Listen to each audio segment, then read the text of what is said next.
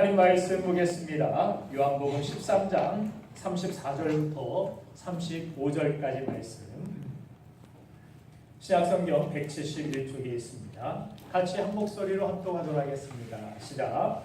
새 계명을 너희에게 주노니 서로 사랑하라. 내가 너희를 사랑한 것 같이 너희도 서로 사랑하라. 너희가 서로 사랑하면 이룰 수 없어 모든 사람이 너희가 내 제자인 줄 알리라. 아멘. 네. 오늘 본 말씀은 예수님께서 최후의 만찬 자리에서 제자들의 발을 씻기신 후에 제자들에게 주신 말씀입니다.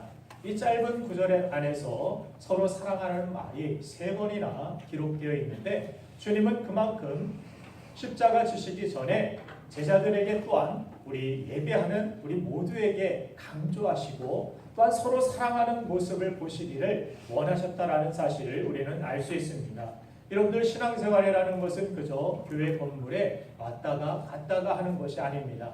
하나님을 사랑하고 이웃을 사랑하는 것이 신앙생활이라고 성경은 말씀하고 있다는 것입니다. 자, 그래서 오늘 예수님께서 그렇게 사랑에 대한 3번이나 강조하셨던 이 말씀을 통하여서 우리가 배워야 될 그 진리가 무엇인가? 첫 번째는 예수님의 사랑을 배우는 것. 그 진리 안에 거하여 살아가는 것이 바로 예수님의 사랑을 배우는 것입니다. 사랑은 우리의 소유가 아닙니다. 사랑은 창조와 구원의 능력을 행하시는 하나님께 속한 하나님의 능력, 그것이 바로 사랑입니다. 사랑은 인간적으로 만들어내는 것이 아니라 하나님으로부터 오는 것이고 하나님께 속하여 있는 그 사랑을 우리가 본받을 때 우리의 가정이, 우리의 삶이 비로소 행복하고 복된 삶을 살아갈 수 있습니다. 요한복음 3장 16절 말씀을 보면 하나님이 세상을 이처럼 사랑하사 독생자를 주셨으니 이는 그를 믿는 자마다 멸망하지 않고 영생을 얻게 하려 하심이라. 여러분들 믿으십니까? 아멘. 여러분들 믿으시면 여기에서 말씀을 끝내도 좋습니다. 제가 전에 말씀드린 대로 정말 기네스북에 올라갈 만한 그런 짧은 오늘 설교를 하겠다라고 말씀을 드렸는데 준비하다 보니까 TMI가 되어버려서 자꾸 이렇게 늘어나는 제 자신을 보면서 사랑, 그것으로 족합니다. 그죠? 하나님이 우리를 사랑하시는 것을 믿는데 더 이상 무엇을 우리가 믿겠습니까? 무엇을 더 설명하겠습니까? 조금 더 늘어났네요. 모두 아멘하면 끝내려고 했는데 아직 몇 분이 버티고 계셔서 조금 더 설명해 드리겠습니다. 사랑은 그렇게 우리를 멸망하지 않고 영생을 얻게 하려 하시는 하나님의 능력이고 그것이 사랑의 본질이라는 것을 우리는 알 수 있는 것입니다. 그래서 예수님은 제자들에게 서로 사랑하라는 새 계명을 주셨습니다. 성경은 하나님은 사랑이라고 요한일서 4장에서 명료하게 우리에게 말씀하여 주셨습니다. 자, 요한일서 4장 16절 말씀 같이 한번 읽겠습니다. 시작. 하나님이 우리를 사랑하시는 사랑을 우리가 알고 믿었노니 하나님은 사랑이시라. 사랑 안에 거하는 자는 하나님 안에 거하고 하나님도 그의 안에 거하시느니라. 아멘. 우리가 진리를 믿는다라는 하나님을 믿는다라는 것은 대충 성경적인 역사 이런 것들을 믿는 것이 아니라 그 안에 담겨 있는, 그 안에 흐르고 있는 하나님의 우리를 향한 사랑을 믿는 것입니다. 그래서 우리가 예수님을 믿는다라는 것은 그분의 사랑의 본질을 믿는 것입니다. 그 사랑을 어디에서 확증시켜 주셨다라고 성경은 말씀합니까? 십자가에서. 십자가에서 하나님의 사랑을 예수님을 통하여 우리에게 확증시켜 주신 것입니다. 그래서 세상의 모든 것이 다 변해도 주님의 사랑은 변하지 않기 때문에 주님의 사랑은 진리인 것입니다. 예수님의 사랑이 바로 진리라는 것을 우리가 깨닫고 믿는데 세상은 진리가 없을 때 어떻게 됩니까? 공허해지고 불행해지게 됩니다. 진정한 예수님의 이 진리된 사랑이 없을 때 우리의 삶은 행복할 수가 없는 것입니다. 에덴 동산의 아담과 하와를 여러분들 기억하시죠? 창세기 2장 23절을 보면 이 하와를 만난 아담의 고백을 보면 아담이 이르되 이는 내 뼈 중에 뼈요 살 중에 살이라 이것을 남자에게서 취하였은즉 여자라 부르리라 아니라. 자, 아담이 이는 내 뼈 중에 뼈요 살 중에 살이라 정말 나의 모든 전부라는 그러한 사랑의 고백이 된다라는 것입니다. 뼈 중에 뼈고 살 중에 살이고 내 모든 전부가 되는 이 하와를 그렇게 사랑으로 고백하고 있는 아담의 고백이 창세기 3장 12절을 보면 하나님의 말씀 진리를 버린 후에 세상의 다른 것들을 붙들고 살아가기 시작했을 때 그의 고백이 달라지는 것을 봅니다. 한번 같이 읽겠습니다. 시작. 아담이 이르되 하나님이 주셔서 나와 함께 하신 그가 열매를 내게 줌으로 내가 먹었나이다. 아멘. 여기에서 하나님이 주신 여자 그가 그렇게 소개되고 있는데 영어 성경을 보면은 너 우먼이라고 소개되면서 그 여자라고 이야기하는 것을 보게 됩니다. 그렇게 부르지 않았습니다. 내 뼈 중에 뼈요, 살 중에 살이요. 자, 하와. 이렇게 정말 사랑스럽게 불렀던 이 여인이 하나님의 말씀을 버리고 진리를 떠나서 그들이 나중에 보니까 어떻습니까? 그 여자 쉽게 말하면은 처음에 만났을 때는 나의 공주님, 나의 여왕님 이렇게 찬사 모든 찬사를 다해서 그렇게 고백했던 그 사랑의 대상이 나중에는 이 여편네, 그래서 저 여편네가 나를 속여가지고 나를 먹게 했습니다. 아담이 이런 고백으로 바뀌는 것을 보게 됩니다. 쉽게 말해서 그렇게 진리를 떠나서 살아가니까 이전에 있었던 모든 것들은 에덴 동산도 그대로고 하와도 그대로고 아담도 그대로고 주어진 모든 것들은 그대로였지만 환경은 그대로지만 그의 삶에서 진리가 떠나가니까 모든 것들이 불행해지고 모든 것들이 불만스럽고 사랑스럽지 아니한 행복하지 못한 깨어지는 가정의 모습을 볼 수가 있다는 것입니다. 예수님은 요한복음 8장 32절에서 이런 중요한 말씀을 주셨죠. 같이 읽겠습니다. 시작. 진리를 알지니 진리가 너희를 자유롭게 하리라. 아멘.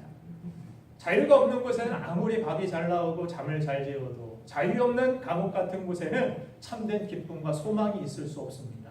참된 행복이 있을 수 없습니다. 아무리 사식을 많이 넣어주고 먹여준다 할지라도 잠을 제때 재워주고 운동도 시켜주고 옷도 공짜로 주고 거기에는 기쁨과 소망과 비전이 없을 수밖에 없다는 것입니다. 예수님은 진리를 알지니 진리가 너희를 자유롭게 하리라.